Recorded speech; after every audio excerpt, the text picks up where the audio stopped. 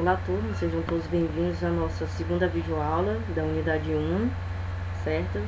Então hoje nós trabalharemos e falaremos sobre a questão do comércio eletrônico e do marketing digital, certo? Bem, primeiramente, antes da gente adentrar ao nosso assunto de comércio eletrônico e marketing digital, né, é muito importante vocês terem conhecimento do que vem a ser business, certo? Só um momento aqui, ajeitar aqui a nossa câmera, vocês me verem melhor.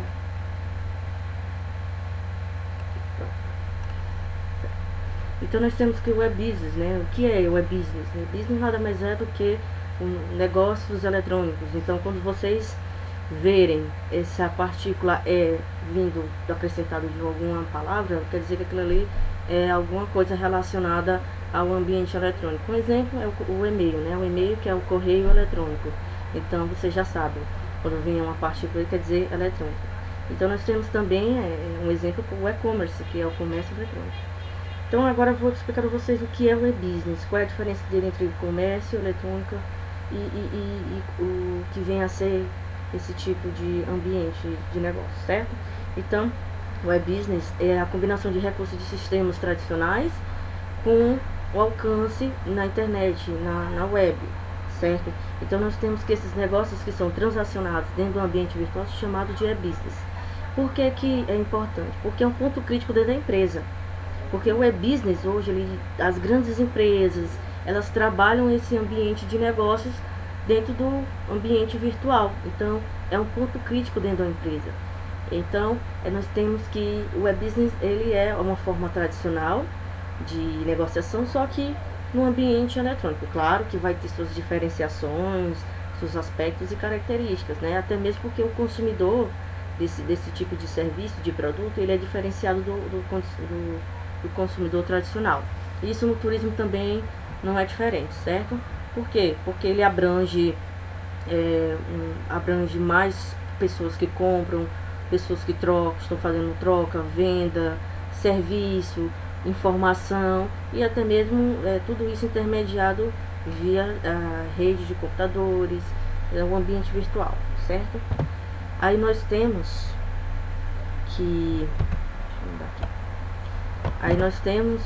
que o e-business possui algumas categorias, né? Alguns tipos. Nós temos aqui o e-bank, que é os serviços bancários que estão presentes por meio de sites e app. Nós temos o aplicativo, por exemplo, do Banco do Brasil, da Caixa, entre outros. Nós temos o e-learning, que são plataformas de ensino à distância, né? Onde você tem a oportunidade de fazer qualquer curso via ambiente virtual.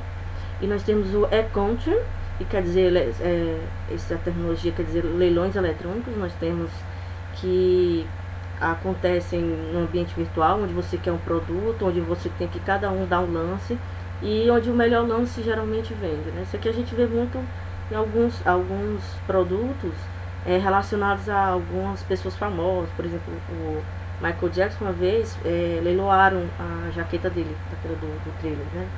E aí é feito por meio desse tipo de serviço, né? De leilões eletrônicos. Aí nós temos o e-procurement, que esse e-procurement são apenas licitações, né? Essas licitações eletrônicas são feitas por empresas privadas ou empresas públicas, né? Ela se assemelha um pouco com o e-government, mas nesse caso aqui, como tem a parte das empresas, ela se diferencia um pouco do e-government, né? Já o e-government é uma prestação de serviços públicos para a empresa e os cidadãos e seus parceiros de negócio. Então, é uma prestação de serviço provida pelo governo.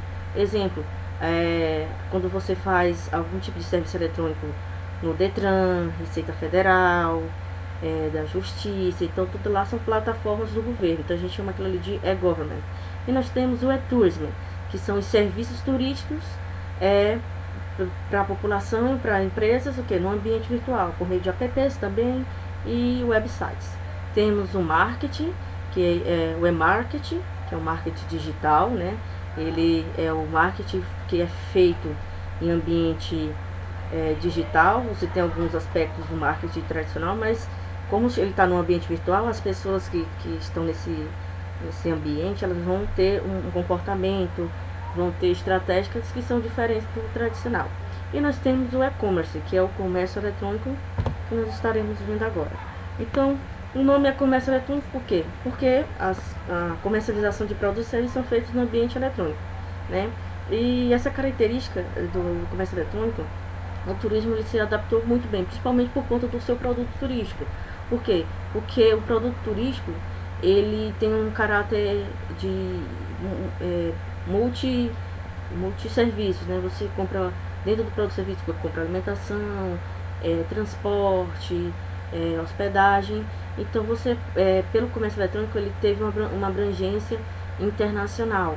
Por quê? Porque tornou-se algo conveniente, porque poupou tempo, recursos, você trabalha de forma rápida, o custo-benefício é melhor.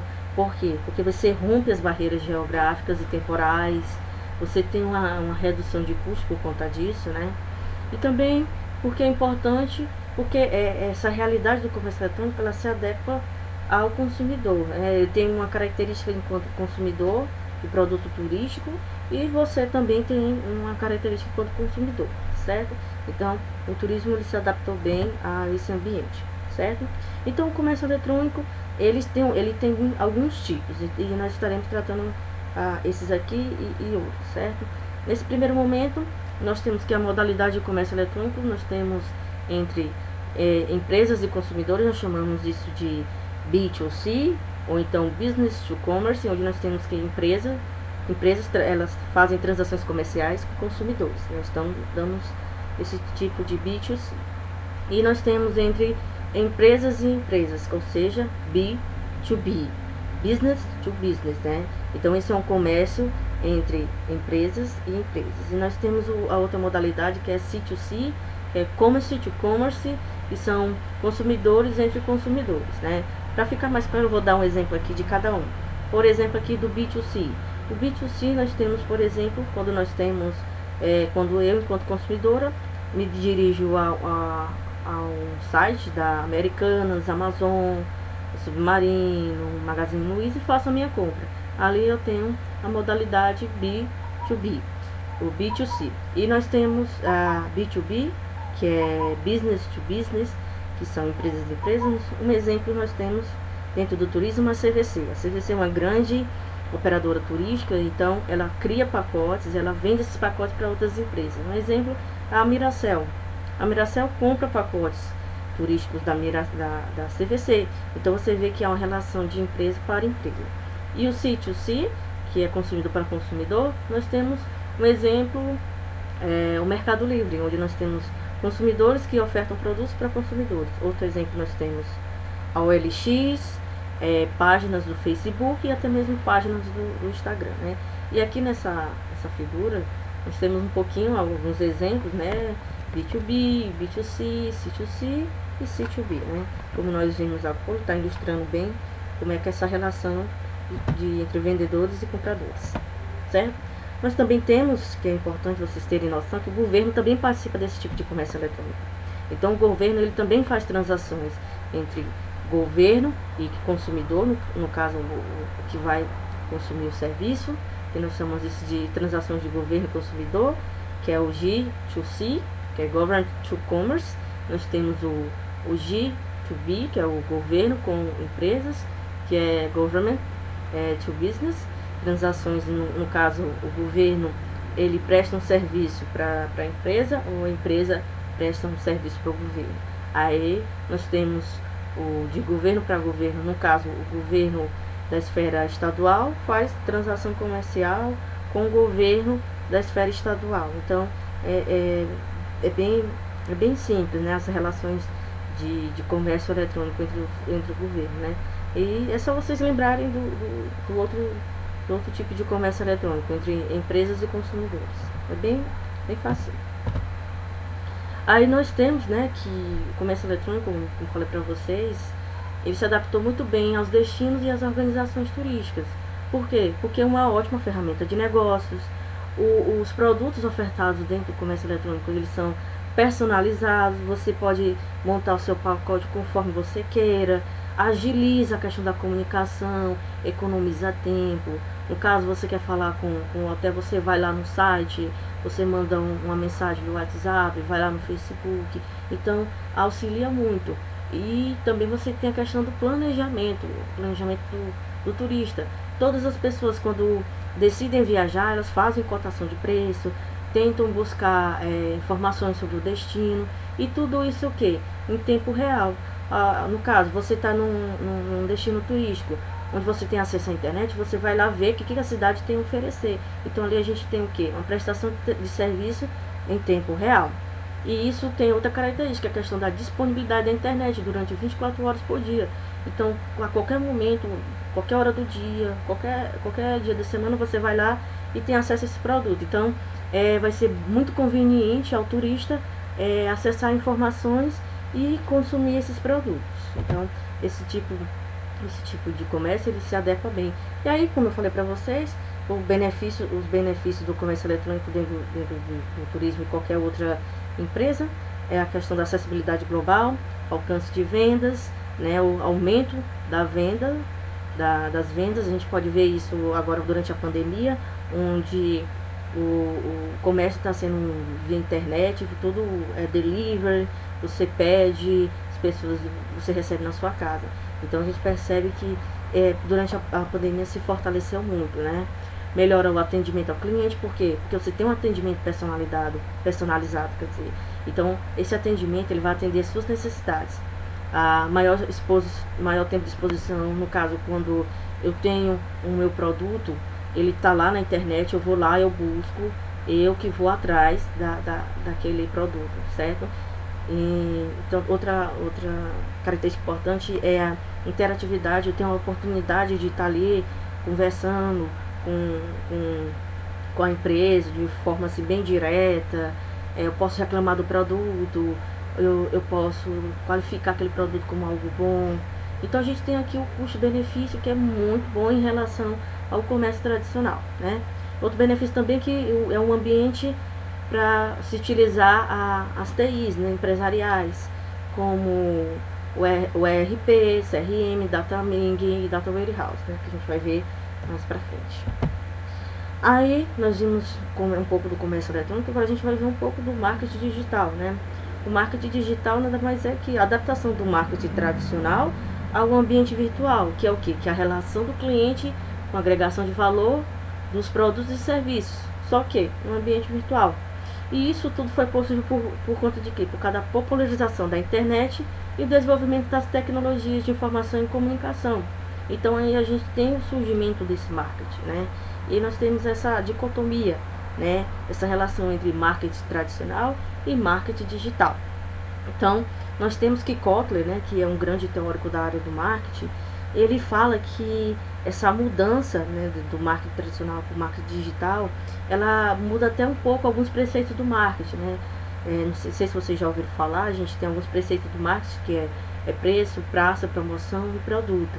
E com essa nova era digital, nós temos que o preço transforma-se para o custo, ou seja, o cliente. Aí nós temos a praça, que sai lá do ambiente da praça, e a gente tem a questão da convivência, a promoção do produto, a gente tem já agora a questão da comunicação, como eu acesso essa comunicação, e nós temos o produto em relação ao cliente, né? A solução é para o cliente, não é o produto. Então, o Kotler fala muito bem um pouco dessa relação, que quando vocês pagarem marketing, vocês vão adentrar mais profundamente essa relação, tá certo? Vamos lá. Aí nós temos aqui um paralelo, né, como eu falei, a questão da dicotomia entre marketing tradicional e marketing digital. E nós temos aqui que o marketing tradicional, ele trabalha enquanto público-alvo, um público de massa, né? Ou seja, toda vez que eu me direciono a algum tipo de propaganda, eu quero atingir o maior número de pessoas possíveis, independente de raça, cor, sexo, etnia, entre outras coisas. Já o marketing digital, ele tem como cliente uma amizade. Então, é um marketing um a um marketing que vai se adequar a você. A gente tem algumas propagandas que são basicamente direcionadas para qualquer tipo de pessoa. Então, esse é o marketing digital. Aí nós temos o outro marketing, né, que eu botei aqui o nome Engula, que é o marketing push, que é aquele marketing mais agressivo. Você tem que consumir a minha propaganda do jeito que eu quero. Então, por isso que ele fala assim, que é o marketing Engula.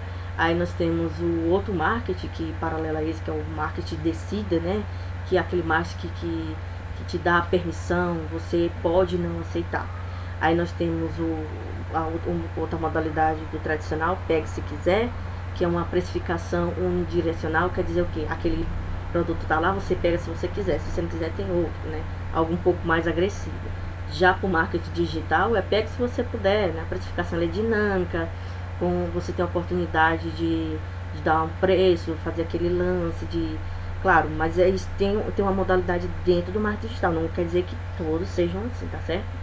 Nós temos também o consumidor passivo, né, que é a questão da hipnose, e em paralelo a questão do consumidor ativo, né, que é aquele da interação, certo? Então aqui nós vamos adentrar um pouquinho mais especificamente agora, mais à frente, e aqui a gente tem um pouco do paralelo entre o marketing tradicional e o marketing digital, certo? Vamos lá. Então, como eu falei, um pouquinho do marketing de massa e o marketing 1 a 1. O marketing de massa ele vai alcançar um público maior de uma vez só. Um exemplo que a gente tem, o marketing que é feito na TV, né? O marketing feito na televisão, essa mídia tradicional. Nós temos que uma propaganda feita na TV, ela tem um alto custo e ela tem um alcance muito maior, mais do que o marketing 1 a 1. Um exemplo, quando a gente tem alguns horários ditos dentro da TV, horário nobre, né? Uma propaganda do marketing nesses horários são altamente caras, né? Então nós temos que ela vai ter porque ela tem um alcance maior. Então o público ele chega para todos. E o marketing 1 a 1, ele tem uma segmentação do público. Então ele trabalha de acordo com o público que eu quero atingir. Então você entra aqui na internet, por exemplo, se você pesquisar determinado produto, mais à frente você vai ter, quando você entrar em alguma rede social, você vai estar lá aquele produto que você pesquisou, e conforme você vai mexendo nas redes sociais, em alguma plataforma, várias empresas do mesmo ramo vai haver propaganda para você. Então você vai observar, digamos, o livro, você procura um livro tal, vamos lá, procura um livro de turismo. Aí toda vez quando eu for entrar em algum site, tem lá um livro de turismo com a cotação do preço da Amazon, da Saraiva, da Submarino. Então ele vai se adequar a você. Então nós temos que dentro desse marketing digital tem como princípio, como as principais características, a questão da personalização e da customização. Então o marketing digital ele está pautado nisso, né? Personalização e customização. Por quê? Porque a personalização ela tem adaptação para o cliente, o indivíduo, né? Então o cliente individual ele personaliza para você, direcionado, ou seja, ele já está lá formatado para você. E a customização é a adaptação pelo cliente individual, ou seja, o cliente ele formata aquele produto para você. Um exemplo aqui da customização é no momento que eu vou adquirir um produto turístico. Eu vou lá, eu escolho meu hotel, eu escolho a minha companhia aérea ou a minha empresa de ônibus, eu busco quais destinos eu quero visitar. Então nós temos aqui que o cliente ele customizou, um pouco diferente da questão da personalização, né? Que é a adaptação para o cliente individual, ou seja, para o cliente. Customização é pelo cliente, certo? E aqui a gente tem, como eu falei, o marketing push e o marketing de permissão, né? O marketing push é uma ferramenta tradicional que caracteriza-se como uma prática invasiva. Você tem que consumir. Eu me lembro de uma propaganda que tinha na época do batom garoto, não sei se vocês são dessa época, que tinha compre batom. Então você tinha aquela propaganda na sua cabeça. Hoje um exemplo disso a gente tem um pouco as propagandas do Silvio Santos, né? Você tá lá assistindo a SBT, com um pouco vem aqui o Jequiti, você pensa, se assusta muitas vezes, né? Então ali é um marketing push, né? Você tá ali, é uma tática invasiva. E isso é uma prática do marketing tradicional. Então o cliente ele não tem como escolher o tipo de anúncio ou a quantidade que ele vai consumir dessa propaganda, né? Os outdoors, por exemplo, também é uma forma de publicidade, de marketing push, Já o marketing de permissão, né? O cliente ele recebe ou não a publicidade, né? Qualquer publicidade. Você tem a possibilidade lá, eu entrei num site tal, tem aquela propaganda, eu vou lá e fecho aquela janelinha. Então, eu tenho a opção de querer ou não ver aquela propaganda, aquela publicidade. No e-mail, por exemplo, também, aquelas propagandas que nós recebemos. Vou lá, deleto, pronto. Então, dentro desse marketing digital, o controle sobre a publicidade é feito pelo consumidor. Então, a publicidade que você irá receber, ela é feita por você mesmo, né? Você tem a autonomia de excluir. Aí nós temos aqui a questão da precificação unilateral e a precificação dinâmica. Lembrando que isso aqui é mais a questão de exemplo, e nem todo marketing digital ele tem essa precificação dinâmica, né? A precificação direcional é aquela precificação onde quem oferta o produto ou serviço vai definir o preço. Então, a disseminação da internet, com isso, ela ganhou um outro mecanismo de determinação de preço. Então, a gente tem esse preço unidirecional. Eu quero comprar, digamos, roupa. Vou lá, pego aquela roupa lá, aquele preço, pronto, eu não negocio. Já na precificação dinâmica, né, eu vou lá, por exemplo, nos canais tipo a OLX, né, eles colocam lá o preço, eu vou lá, eu negocio. Então o preço eles torna-se dinâmico. Então é uma possibilidade, né? Até mesmo nesses sites como o Facebook, você tem lá aquelas publicidades, a pessoa tá lá, vendo produto tal, não sei o que. Aí você vai lá, pergunta quanto é, aí ele vê se há uma possibilidade de baixar. Então a gente tem essa questão da dinamização das trocas, né? Então a precificação dinâmica ela é estabelecido, né, seu preço ele é estabelecido mediante a negociação entre consumidor e ofertante. Então trata-se de um novo processo de transformação dos preços de bens e serviços que envolve a participação do consumidor.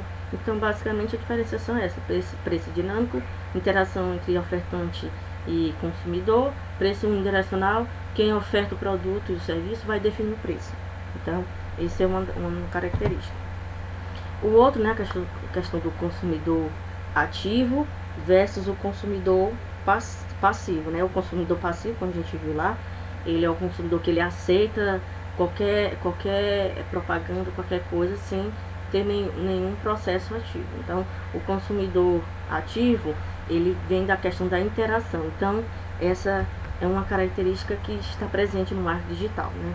Já no marketing tradicional, ele não busca interação com o consumidor, mas apenas de encantamento, certo? Você sai, eu vi um celular tal, vou lá ver esse celular, vou na loja, é aquele que tem lá, o vendedor vem lá, ele tenta ao máximo convencer a comprar esse celular. Então, esse marketing tradicional, ele busca o encantamento, não a interação. Então, é uma das ferramentas tecnológicas que vão permitir, né, que permite que se criem peças publicitárias com as quais os consumidores irão interagir em combinação de informação sobre o produto e serviço. Então, nós temos enquanto consumidor ativo, né, um exemplo aqui da interação entre produto e serviço. Então, pela interação das empresas, elas vão conseguir de alguma forma, né, um pouco invasiva, atingir o seu objetivo, que são publicizar o seu produto. Então, por mais que tenha essa interação, mas a gente sabe sempre que tem algumas informações que estão por trás dessas intenções, certo? Vamos um pouco adiante. E aí nós temos também, que faz parte dentro desse contexto de tecnologia e negócios, o Business Intelligence, né? Que nada mais é o que? De negócios inteligentes. Essa terminologia ela está relacionada ao que? A forma que como os negócios, além de ser prestação de serviço, né, eles adquiriram sistemas que auxiliam o gerenciamento das empresas, dos processos, de gerar informação em tempo real, que são utilizados para quê? Para tomar o gerente fazer a tomada de decisão. Então nós temos que as empresas, esse business inteligente, ele está mais voltado para as empresas, né, a gestão da empresa. Vai trabalhar principalmente com os SIGs, né, que são sistemas de informação e gestão. Então, esses negócios inteligentes, o Business Intelligence, a gente pode chamar de BI, permitir que a empresa visualize as informações necessárias para o quê? Para ter um controle gerencial das organizações, né? Então o BI ele vai auxiliar na coleta de dados, organização e análise, ação e monitoramento, né? Geralmente a gente tem como um exemplo os supermercados, né?